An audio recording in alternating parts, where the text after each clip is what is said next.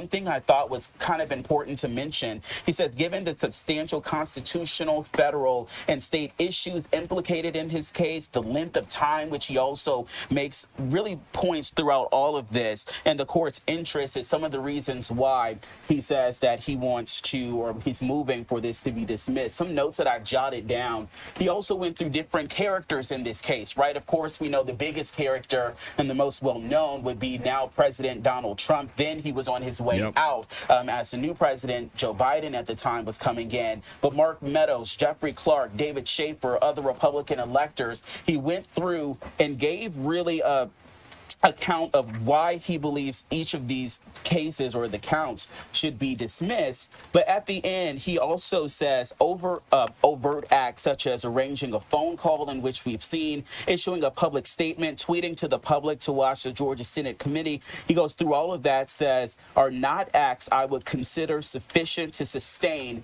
a RICO case. And this is, and we're going to hear that phone call later. Guys, the phone call that took place was so lame that it was used as evidence to bring this case that you're going to be surprised. We're actually going to play the phone call later. Basically, President Trump says, hey, man, I don't know how, but we're missing about 20,000 votes. I know for a fact I got those votes.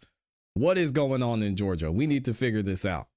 And then they use that as a way to say, though, the president was trying to interfere with the election. It's just, this case was totally botched from the beginning.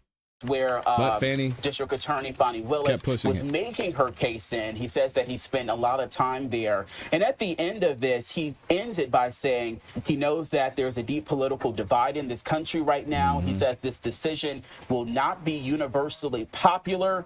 He goes on to say that he knows people will criticize. He welcomes people to criticize their public officials, but he also ends it by saying threats and violence has no place in that process.